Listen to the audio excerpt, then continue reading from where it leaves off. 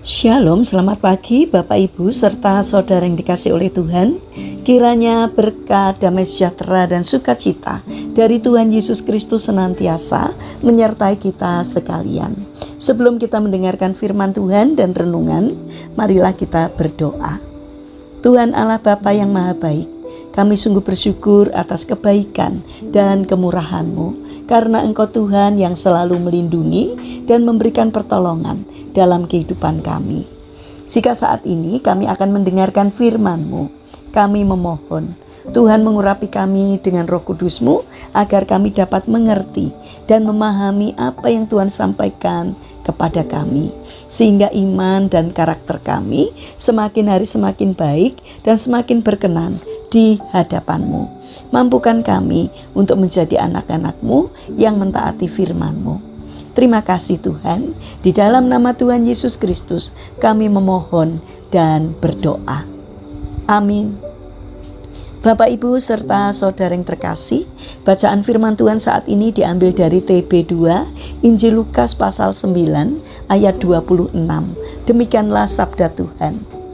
Sebab siapa saja yang malu karena aku dan karena perkataanku, anak manusia juga akan malu karena orang itu, apabila ia datang kelak dalam kemuliaannya dan dalam kemuliaan Bapa dan malaikat-malaikat kudus.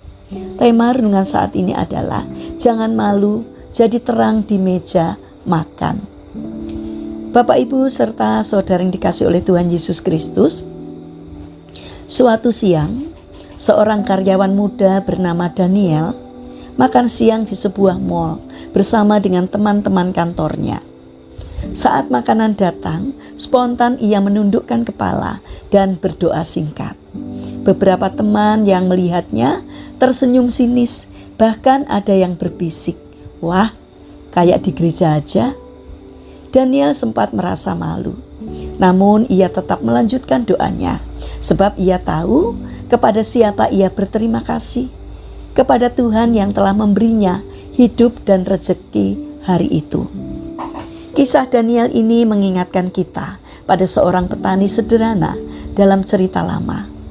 Petani itu singgah di restoran setelah mengangkut gandum ke kota. Ketika makanannya tiba, ia menundukkan kepala dan berdoa. Sekelompok anak muda yang duduk di meja sebelah menertawakannya. Salah satu dari mereka berkata dengan nada mengejek, "Apakah di rumahmu semua orang berdoa sebelum makan?" Petani itu menjawab dengan tenang, "Ya, kecuali hewan-hewan peliharaan saya." Jawaban itu menampar mereka dengan lembut, karena sesungguhnya doa adalah tanda bahwa kita sadar kita bukan sekedar makhluk yang makan untuk hidup, tetapi manusia yang bergantung kepada Sang Pemberi hidup. Doa sebelum makan seringkali dianggap hal kecil dan sepele. Namun sebenarnya disitulah kita sedang menunjukkan siapa Tuhan dalam hidup kita. Ketika kita berdoa, kita sedang berkata kepada dunia, "Aku tidak malu mengakui Allah sebagai sumber berkat-Ku." Doa sebelum makan bukan hanya bentuk kebiasaan rohani, tetapi juga kesaksian iman. Dalam dunia yang semakin sibuk dan sering melupakan Tuhan, doa singkat sebelum makan bisa menjadi lampu kecil yang menyala di tengah kegelapan. Bapak Ibu serta saudara yang terkasih, mungkin kita pernah merasa canggung ketika makan di tempat umum, apalagi di antara teman-teman yang tidak seiman. Tapi Yesus mengingatkan kepada kita di dalam Lukas 9 ayat 26, agar tidak malu mengakuinya. Ia tidak malu mati di kayu salib demi kita. Maka mengapa kita harus malu berdoa di depan orang lain? Selain sebagai ungkapan syukur, doa juga memiliki kuasa rohani. Ketika kita berdoa sebelum makan, kita sedang mengundang Tuhan untuk menguduskan makanan yang kita santap.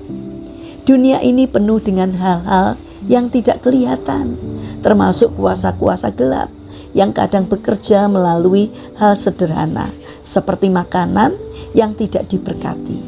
Doa membawa perlindungan dan damai dalam tubuh serta jiwa kita. Mari kita belajar dari petani tua dan juga Daniel.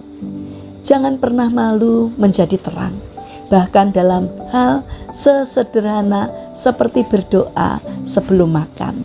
Sebab di mata Tuhan, iman yang tampaknya kecil di hadapan manusia adalah kesetiaan besar di hadapan Tuhan. Mari kita berdoa. Tuhan Yesus yang Maha Baik, terima kasih untuk setiap berkat yang Engkau berikan dalam hidup kami. Ajarlah kami untuk tidak malu mengakui Engkau dimanapun kami berada. Kuduskanlah setiap makanan dan minuman yang kami terima, agar kami hidup dengan hati yang penuh syukur dan menjadi terang dimanapun kami makan dan juga berkarya serta bekerja.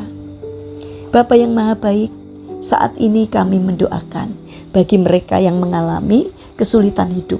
Kiranya mereka tidak menyerah dalam menghadapi kesulitan, melainkan bangkit berjuang.